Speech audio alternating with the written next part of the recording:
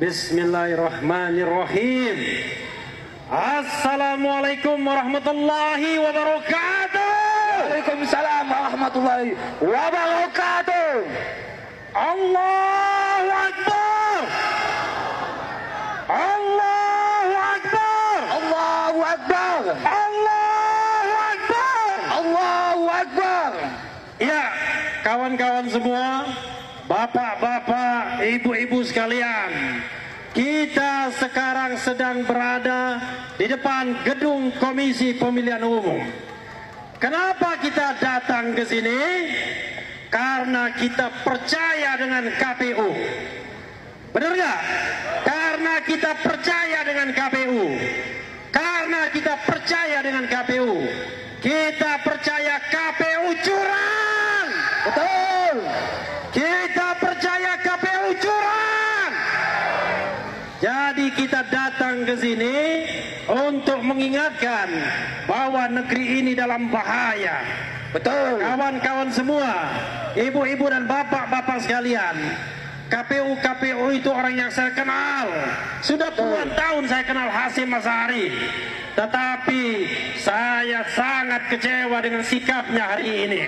Mau saja jadi budak rezim. Mau saja jadi budak rezim. Kita tahu bahwa dari awal rekrutmen KPU itu abal-abal. Rekrutmen KPU dan Bawaslu abal-abal. Kenapa begitu? Karena sudah disiapkan oleh tim yang dibentuk oleh Presiden. Ketuanya mantan deputi KSP, Kantor Staf Presiden.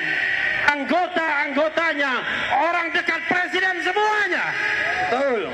Bagaimana mungkin akan mendapatkan KPU yang jujur, berintegritas dan independen? Yang ada adalah KPU yang mengakali pemilu ini, tidak berani membuka sirekap. Sobat semua, kawan semua, ada sidang di Komisi Informasi.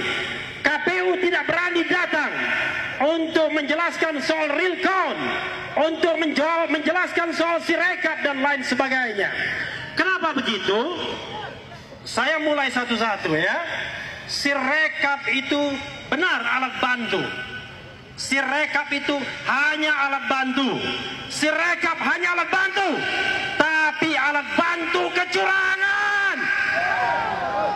Sirekap alat bantu kecurangan, bukan alat bantu untuk menunjukkan bahwa pemilu itu jujur dan adil. Betul. Itu ada mobil mewah masuk di KPU. Mobil siapa itu? Jangan-jangan mobilnya Hasyim Asy'ari. Langsung. Dan memang KPU nyaman hidupnya, digaji negara besar, diberi honor besar, diundang seminar, dikasih honor dan lain sebagainya. Karena itu dia tidak berkepentingan terhadap pemilu yang jujur dan adil. Jadi sobat era sekalian, kalau misalnya KPU berani membuka sirekapnya, audit sirekap, mengapa Cina terlibat di dalam sirekap misalnya? Itu menjadi suatu soal yang sangat penting kita masalahkan. Mengapa KPU Depok mengatakan bahwa seolah-olah sirekap itu bisa jalan sendiri? Ada pihak-pihak dengan mengendalikan sirekap. Jadi kawan semua, ibu-ibu dan bapak-bapak semuanya, kita sudah diorkestrasi kecurangan ini. Tidak hanya ketika pemungutan suara, tetapi ketika KPU dibentuk. Ketika KPU dibentuk sudah curang. Sobat semuanya, kawan semuanya, selain KPU, agen kecurangan lain adalah Mahkamah Konstitusi. Sekali lagi kita ingatkan, Mahkamah Konstitusi agen kecurangan. Tetapi di antara hakim-hakim Mahkamah Konstitusi masih ada 1-2 hakim yang paling tidak yang lurus. Hakim yang lurus itu mau dipermasalahkan, mau ditembak, mau di DKPP-kan, mau dikode etikan. Jadi sobat semuanya, kita harus lawan ini semua.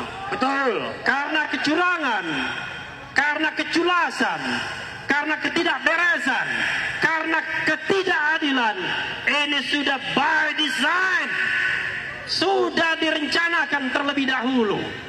Bahkan kawan-kawan semuanya, bagaimana mungkin pemungutan suara 14 Februari, tetapi Istora sudah dipesan 2 hari sebelumnya untuk selebrasi kemenangan. Teman saya tidak sebutkan namanya, sudah dipanggil dari kubu 02. Sudahlah, kalian tidak usah lagi bergerak karena kemenangan sudah ditentukan. Itu 1 pekan sebelumnya. Yakin gak kalau pemilu ini curang? Curang. Yakin gak kalau pemilu ini curang? Yakin. Apakah relevan lagi kita bicara tentang penghitungan suara? Tidak. Kalau semuanya sudah direncanakan. Kawan-kawan semua, sebagai contoh misalnya, pada tanggal 14 Februari, ketika hari pencoblosan,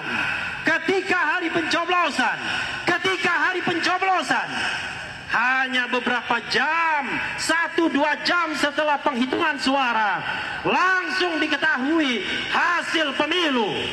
Dan hasil pemilu itulah yang dijadikan panduan untuk selebrasi, dijadikan panduan untuk menitipkan sesuatu yang menjadi program pasangan calon 02 di APBN tahun berikutnya.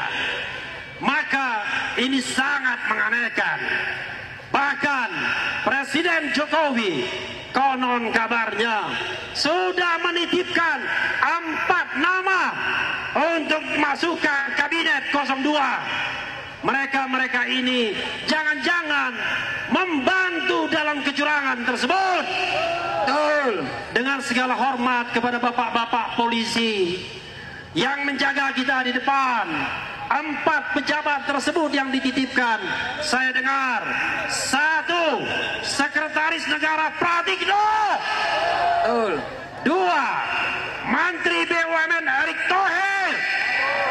3. Menteri Investasi Bahlil. Betul. Dan keempat, saya sangat sesalkan Kapolri Jenderal Listio Sigit. Ada apa? 4 pejabat ini harus dititipkan untuk kabinet ke depan. Ada apa? Apakah ada makan siang gratis? Ada pesanan. Apakah ada makan siang gratis? Tidak ada. Semuanya sudah didesain. Karena itu sebenarnya ketika kita demo di depan KPU, kita hanyalah demo di depan boneka. Hanya di depan boneka kecurangan. Enggak penting sebenarnya KPU. Tidak penting Hasyim Asyari. Tidak penting semua anggota KPU. Karena yang paling penting kita lengserkan adalah Joko Widodo. Lengserkan Jokowi. Negeri ini akan hancur kalau kita tidak lawan dari sekarang. Pemilu yang curang hanya 1 titik untuk menguasai negara ini. Besok-besok semua pemimpin negara ini hanya akan ditentukan oleh segelintir oligarki. Karena itu kita harus lawan. Tolong teriakkan kawan-kawan semua. Kalau saya katakan lawan, kita katakan lawan, ya.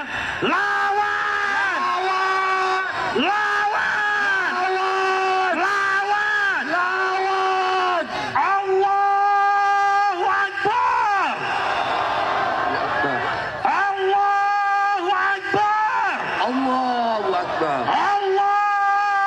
Akbar. Wassalamualaikum warahmatullahi wabarakatuh.